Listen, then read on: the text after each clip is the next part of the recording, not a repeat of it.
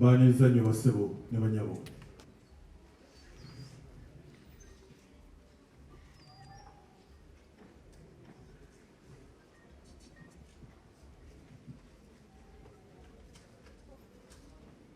Tumanyidde okujja wano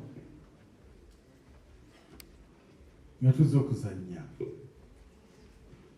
Today we are here to celebrate the life of this great guy here.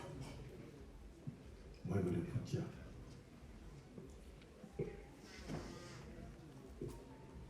Reverend Baguma, kusaba ojje otuwe opening prayer.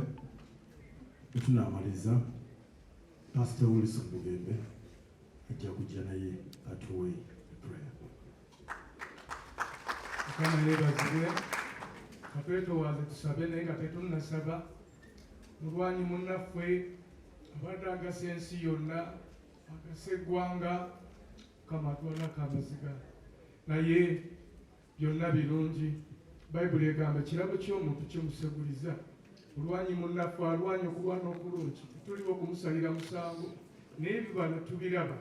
Katusabe Katonda Kitaffe n'Omwana n'Omwoyo Omutukuvu tuli wano nga tukungubaga olw'ebirungi mulongo munnaffe Kato byakoze mu nsi by'omukozesezza nga kyali mulamu.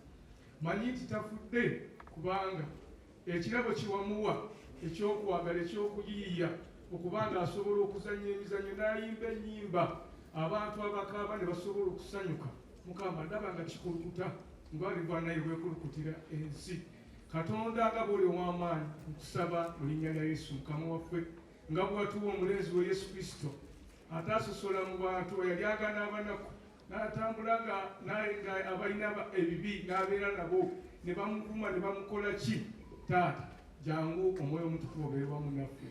Tutandise omukolo guno Mukama tukubagize. Siba ekibi Mukama ab'ekika abaana bamulekwa Katonda atabulawo mu kiseera ekyokulaba ennaku. Nkwebaza kubanga wabadde naffe kuba omugenzi ono lwe yawummula. Ne leero Mukama totulekerera. Tuwa obwedde nungi, tuwa eddoboozi ery'essanyu, otukuume Mukama.